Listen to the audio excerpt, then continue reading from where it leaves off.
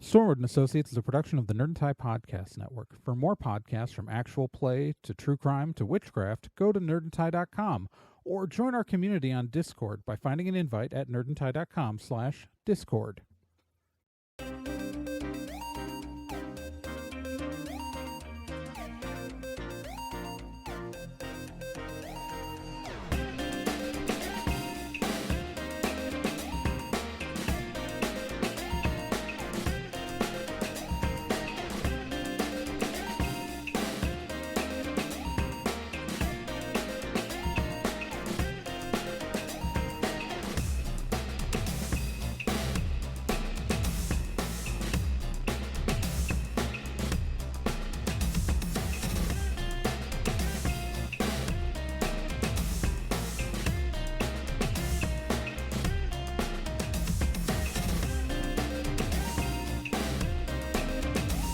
Stormwood and Associates stars Nick Izumi as D, Gen Proc as Obi, Trey Dorn as Amy, and Kyle Johnson as Liz Stormwood.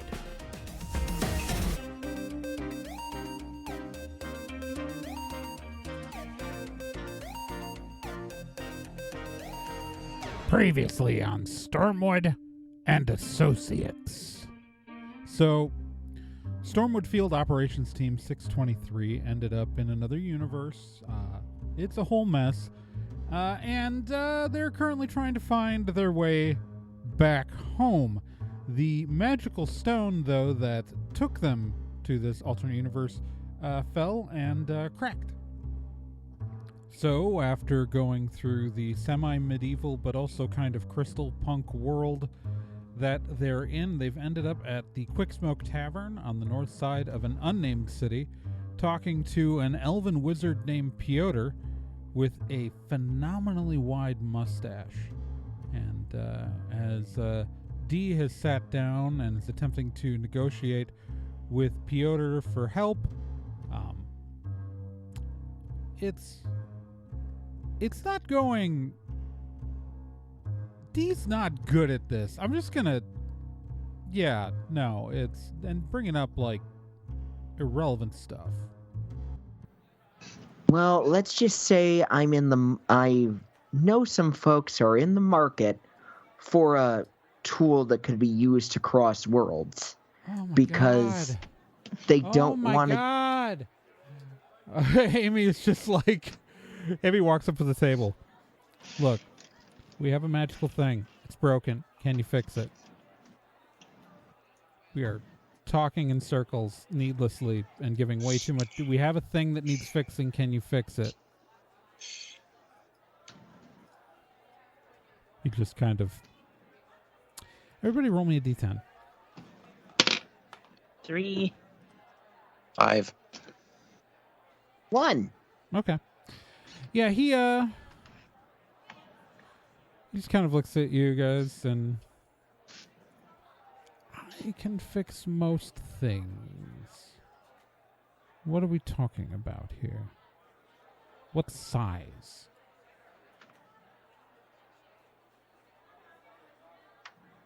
Did anyone else bring the stick in with us? No. You don't walk around with that. Fine. It's a staff. Yes, but the magic staff. The magical part is gesture with your hands vaguely the magic part.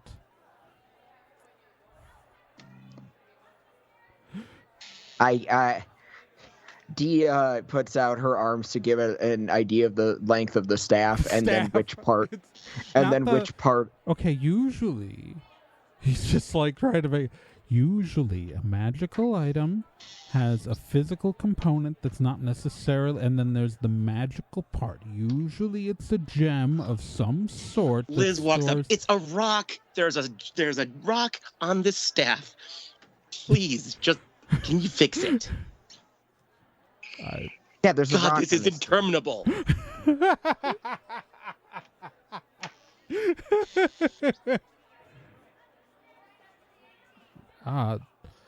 Probably. Wonderful. So, in other words, you've got a magical item that can punch a hole in the universe.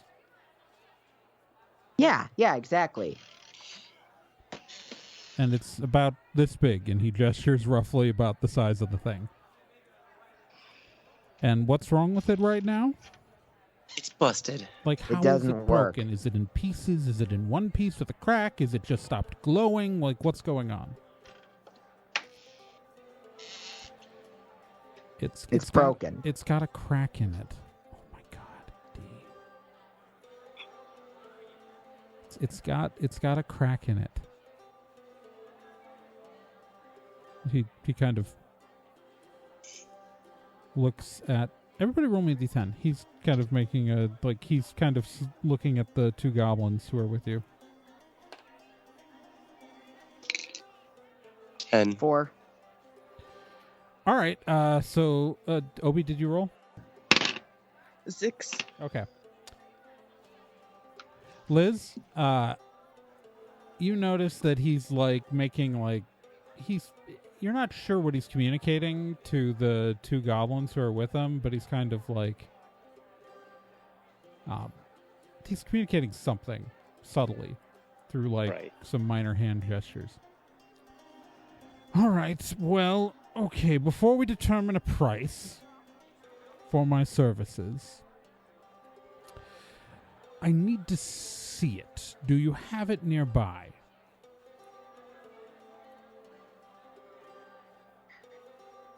Yeah, I'll we go can get it go from and the get it. car. Don't bring it in here. What, are you mad?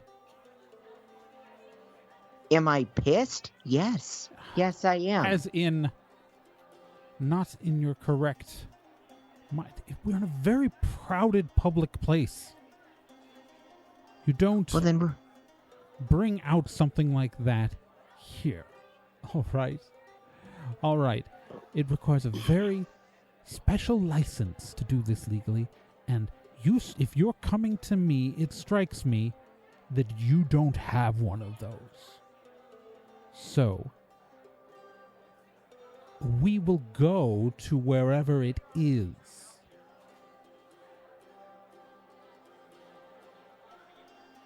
You can select the location, but we will go there.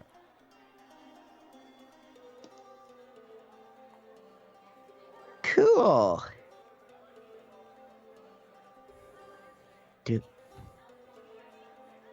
D leans over to the group. Do we even have a good meeting place right now? We have the truck. We can take the truck out of town. Oh my god. This is just Piotr is just for his mouth. If you have a vehicle of some sort, just pull it in the alley behind the tavern and we can go take a look at it there.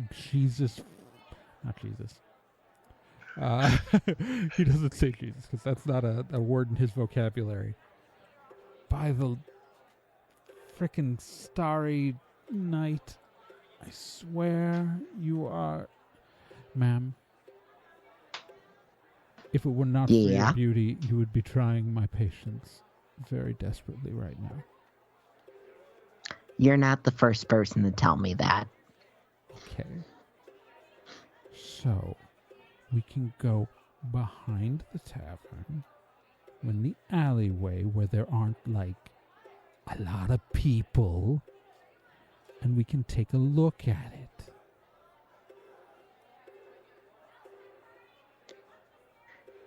Sounds good to me. Okay. I'm sorry. I am being impatient, and please forgive my rudeness. It is just... We just came to an impasse of communication, and I lost my composure for a moment. I do hope you can forgive me. I do. Because I would It's all like good, us to be dude. friends. Let's do our best to be good friends, at least until we get off this weird rock. See you around back. Okay.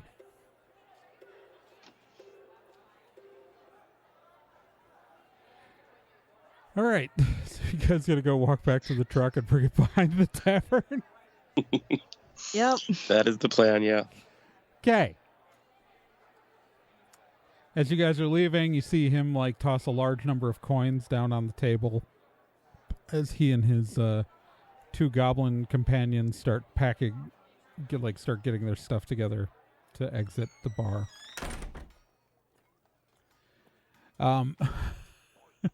Are you just gonna take the stone behind the bar, or are you gonna take the whole truck?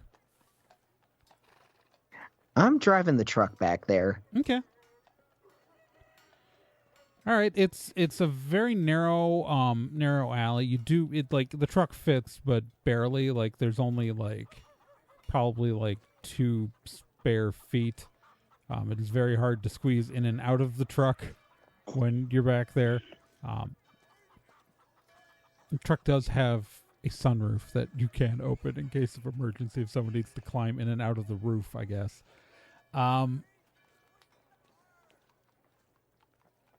As you get back there, not long after you drive the truck back there, Piotr and his 2 goblin companions begin to approach.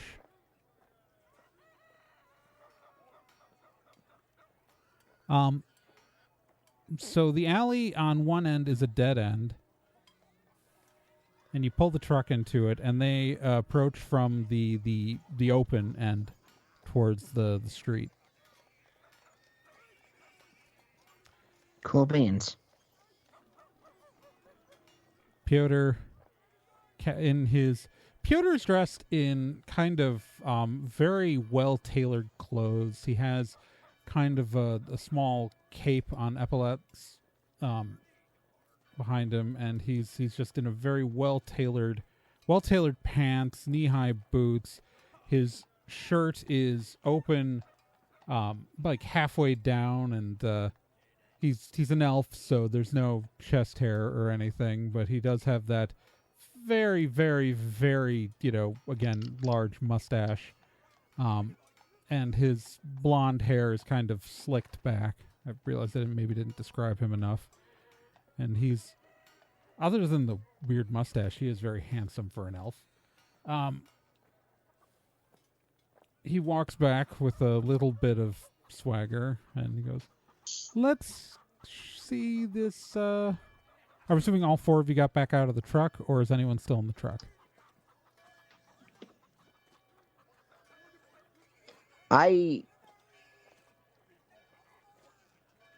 I'm standing by the door, just in case. I want everybody to roll me a d10 real quick. A 3. 1. 6. Okay. All right. So so you're standing by the door of the truck there, D? Is that what you said? Yep. Where's everybody else? Amy is outside of the truck, for sure. I'm out with Amy. Can I be standing through the sunroof? Absolutely. Yeah. Because he would totally do that. What kid wouldn't want to do that? All right. So Piotr is approaching. So let me see this artifact you need help with.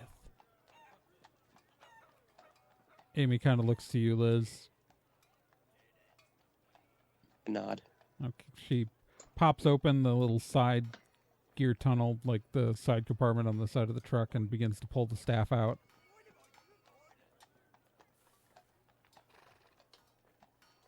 Piotr approaches. The 2 goblins kind of hang back, but Piotr kind of walks into the middle. Well,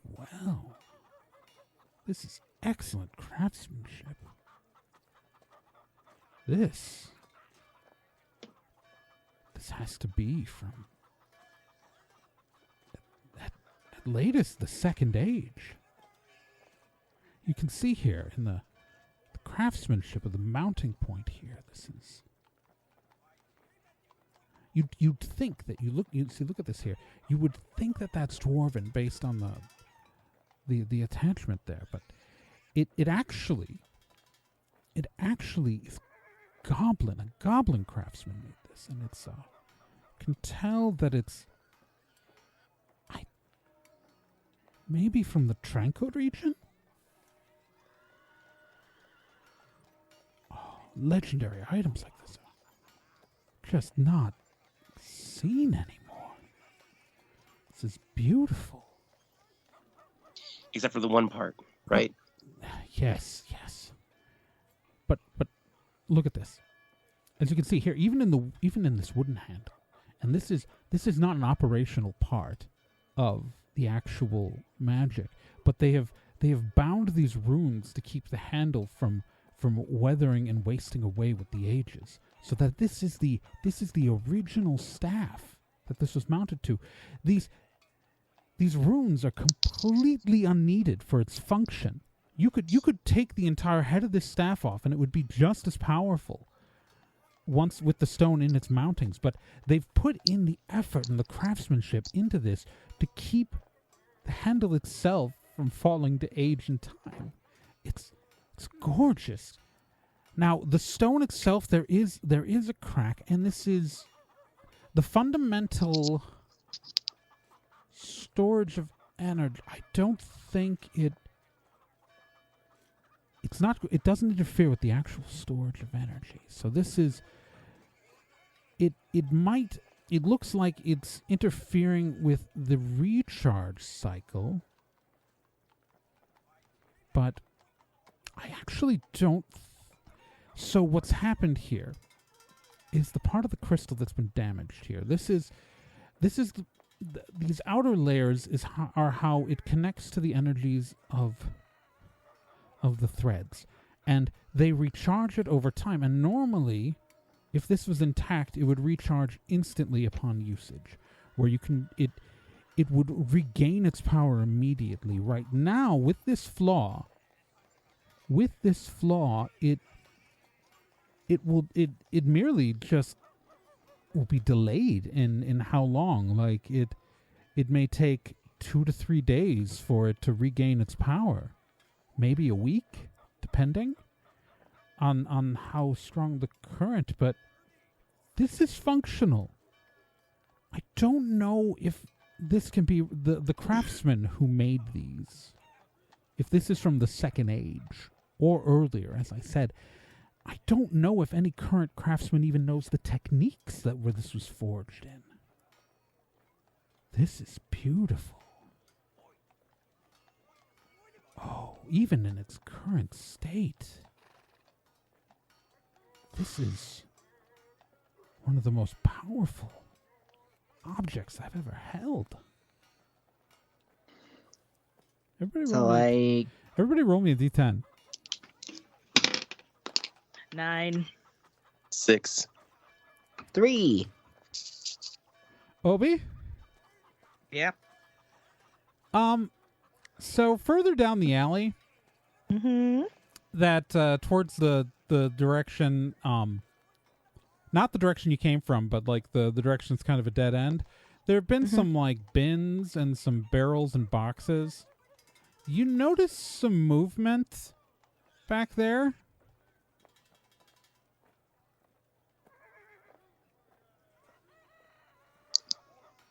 There, someone's moving back there.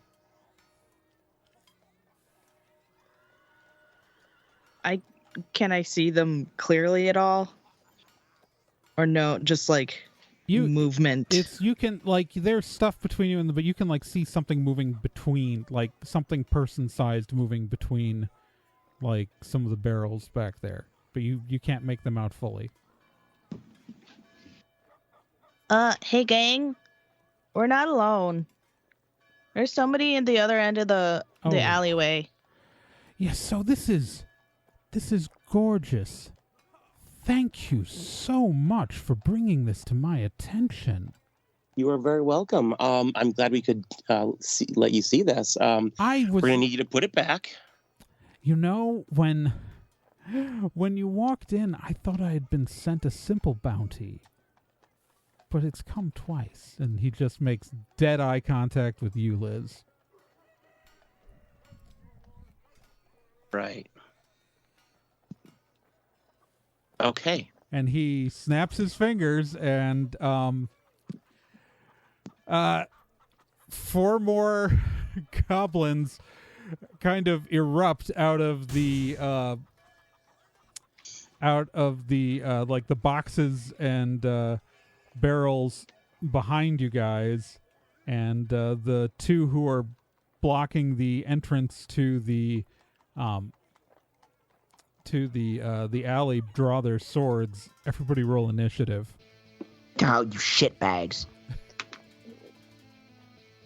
I don't know, maybe don't trust random goblin storekeepers who... Well, maybe don't tell sketchy guys our entire, like, reason for being. Maybe just don't tell them.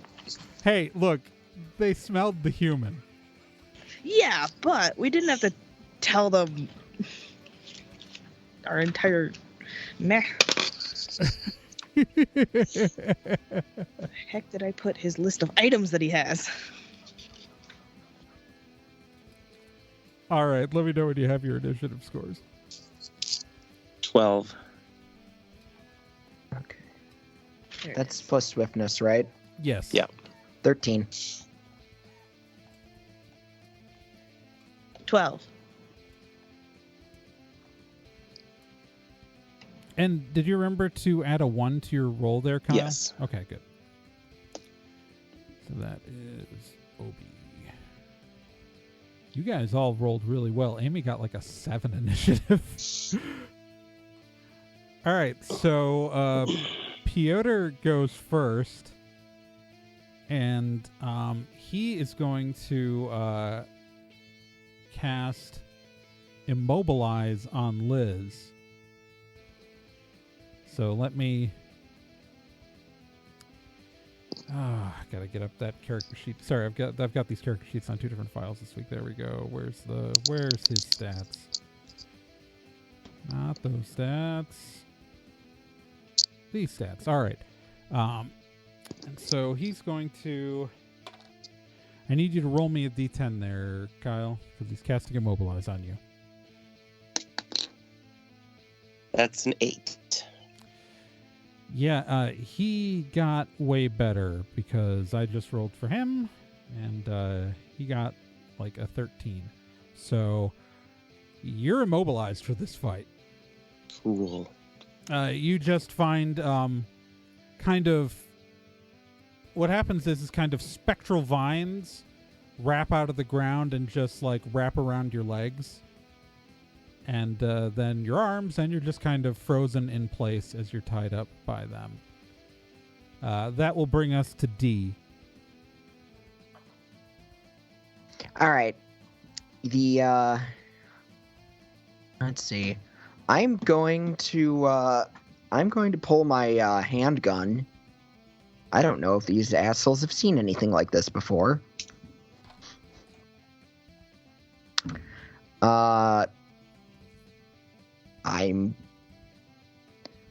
Let's see. I'm going to take a shot at one of them. Who are you going to take a shot at? Are you going to take a shot at one of the goblins, or are you going to take a shot at Piotr? Let's take a shot at Piotr. Maybe I can get him Okay. to drop the fucking stick. All right, then roll your attack. So 1d10 plus your range plus your level. And tell me if you get a 10, obviously. Like Roger, Dodger. On the die. Yeah. Did not get a 10. What'd you get? What's let's your see. total roll then? The 1d10 plus your Yeah. range plus your level. 11. All right. That will miss. All right, Liz, you are immobilized. I will let you be free if you roll me a 10. Okay, let's see. 7. Nope. Obi, you're up. All right.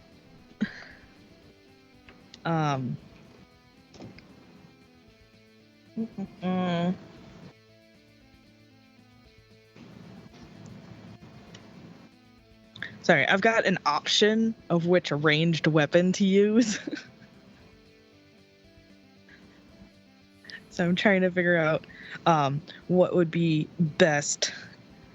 And I think I'm just going to go with the Fortnite HCE Super Soaker. Okay. What's in the Super Soaker? Just water. Okay, so I'm just Right flat now? out. Okay. What? The Super Soaker is not going to do any damage. I'm just Okay. You have a slingshot, so you have a weapon that can do damage, but I'm not letting a Super Soaker do damage. Oh, I'm okay. just- Would you let like a Nerf gun do damage with the darts? You'd have to modify the darts. Okay. If it's a child's toy specifically designed not to harm people, Yeah. it's I can't let it. But if you like put pins in the darts or you know what I mean, like Okay. or something. Yeah. So for reference, he has the Super Soaker, he has the Nerf gun, he has the slingshot. So right now, the Super Soaker and Nerf gun are not viable weapons. Right. Okay, we will use the slingshot. Because you can actually kill someone with the slingshot. That's true. And I have lots of ammo here in the truck. Yeah. So yeah, I'm gonna do a ranged attack against Piotr. All right. Why not?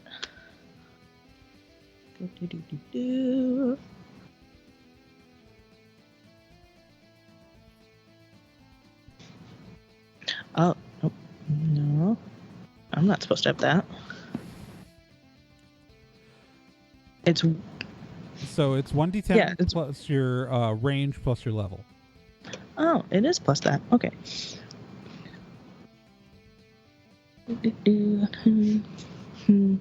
Four. I rolled a 2, so it's like, nah. It just, whatever you fired with the slingshot just flies right by his head. Phew. All right.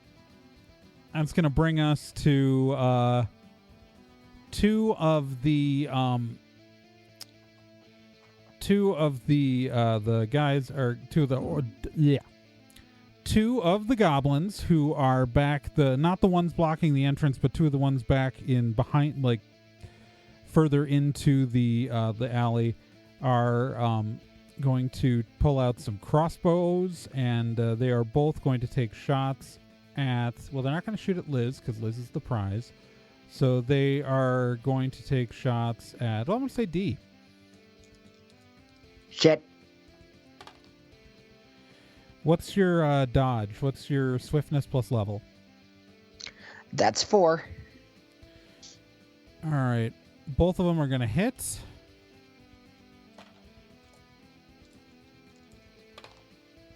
And what's your soak? What's your fitness plus level? Also 4. They both hit, but you shrug it off and take no damage. Wow.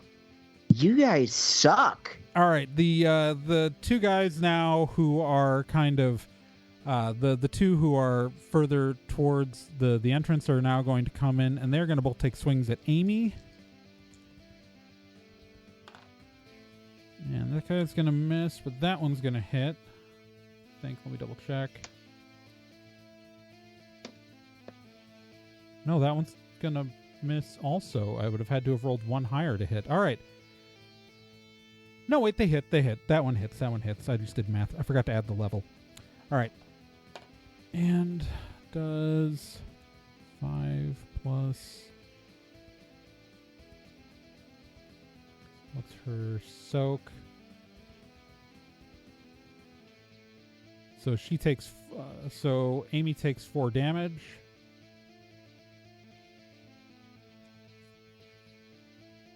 All right, and then the last two guys who are in the end of the alley, those guys are both... Oh, wait, sorry, we're at Amy. Amy is going to... Amy is going to go back to where. So they're the four who are at the end of the alley who.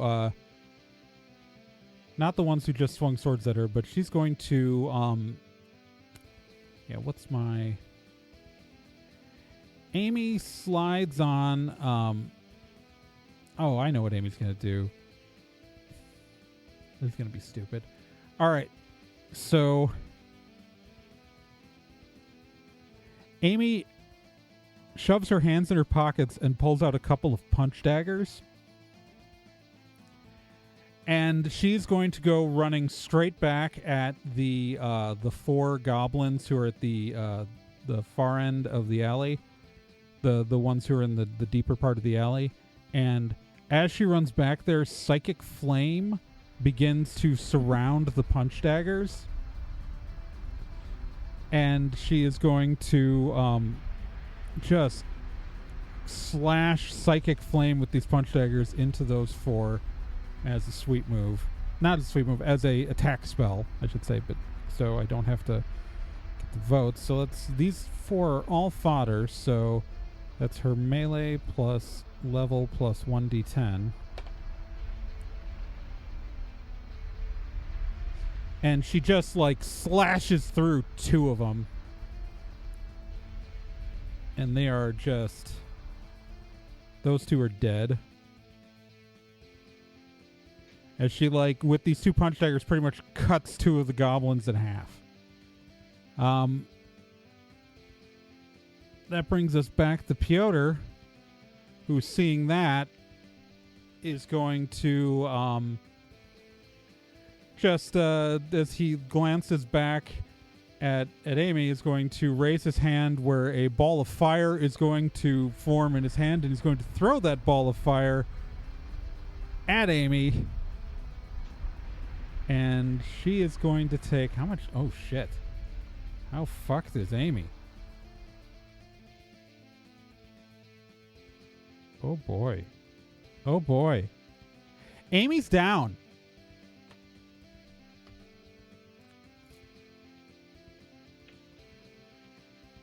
Shit. Minor spoiler.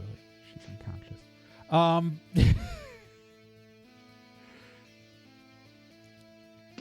All right, Amy is down, because that guy just did, like, 7 damage, and she'd already taken 4. That brings us to D.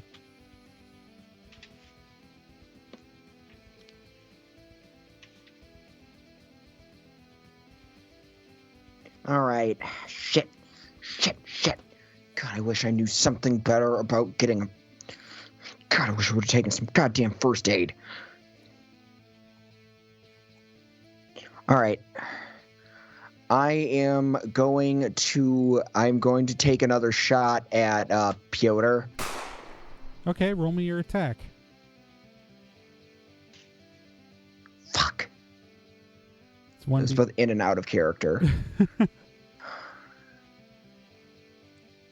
Okay. Yeah, 6. God damn it. That's going to miss. Liz, you have an opportunity here to try to break free of your immobilized state. Roll me a 1d10. All right. I got a 10. You got a 10? I got a 10. You're able to move. You'll be able to do Awesome. something on your next turn. So, yeah, you are Cool. no longer frozen. Obi, we are at you. Wee. There are 4 goblins standing and Piotr. Oh, I just get one sweet move, right? Because we're level 1. But at level 1, you get 4. Oh, why do I have 1 labeled there? What the heck? I don't know. 'Cause you get, it's your level. Past Benjamin, what are you doing? It's your level plus 3 is how many sweet moves you get per session. Well, good.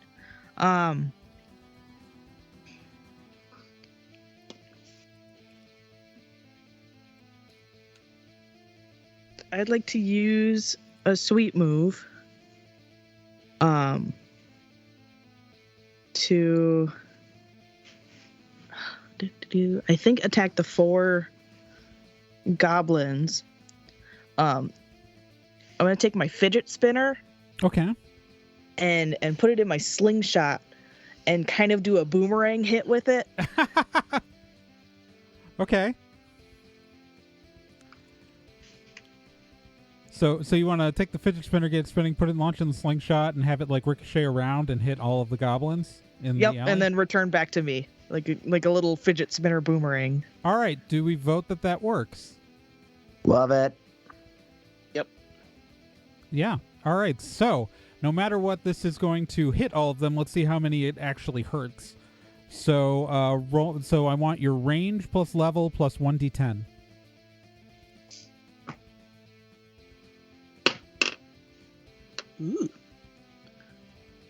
Ooh. 8. All right. So you kill 2 of them and wound a third. Nice. Obi shoots off more finger guns. Damn, kiddo. I mean, I play a lot of video games. All right. So those 2 are dead. Now, the following happens here. Over the wall that at the far end, at the dead end of the alley, like there's a wall that goes between that's kind of blocking off the alley. A hooded figure appears on top of the wall in a tattered brown cloak. And now that you've got a better look at this person, they appear to be the person that Liz spotted. They're wearing goggles and kind of a scarf over their face, so you can't make out any of their features. But in their hands is in one hand a gun, the other a large amount of rope. What happens is that they throw the rope, looping over a hook, and manage to somehow get a lasso around Piotr. And jumping down, swinging on the rope, as they've hooked it on a hook on the side of the Quick Smoke Tavern. He is temporarily lifted up into the air as they slide down while kicking into the 2 remaining fodder, the 2 remaining goblins, and killing them if this works. Do we vote that this sweet move works? Sure. Yeah. Sure. Yeah. All right. They land very dramatically, knocking out the remaining goblins. The person grabs Amy's lifeless body, throws it over. This person's probably only like 5'4" at the tallest, like between 5 foot and 5'5", somewhere in there. And Amy's taller. Amy's like 5'8", but just like fireman carries Amy's lifeless body over the shoulder, and you just hear, "We need to go." Yeah, no shit. As the figure runs and dumps Amy's body on top of the bed of the truck. Like the tonneau cover is closed, but also leaps on top and just goes, "Drive!" Liz jumps up into the bed of the truck. D jumps into the driver's seat. Slams the pedal to the floor. Wait, is the kid in here? The kid was always in the truck. Yeah, I never left. Good. The All right. kid was sticking out of the sunroof. Slams slams pedal to the floor. As you Kid is God trying to fucking help damn it. Piotr like as we're leaving. as Piotr is left swinging on a rope as you peel out of there. Fuck. Shit.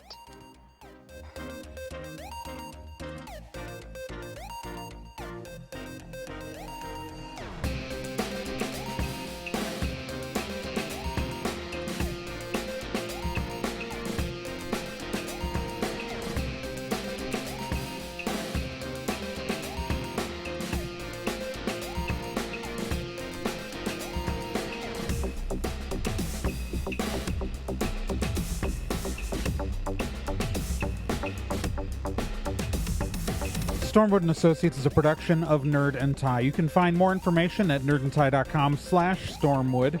You can also find us on social media at Nerd and Tie on Twitter, nerdandtie.tumblr.com, and facebook.com/nerdandtie. This podcast can be subscribed to on anywhere that major podcasts are found: iTunes, Spotify, Stitcher, Podbean, and quite a few other places, and anywhere that takes an RSS feed as well.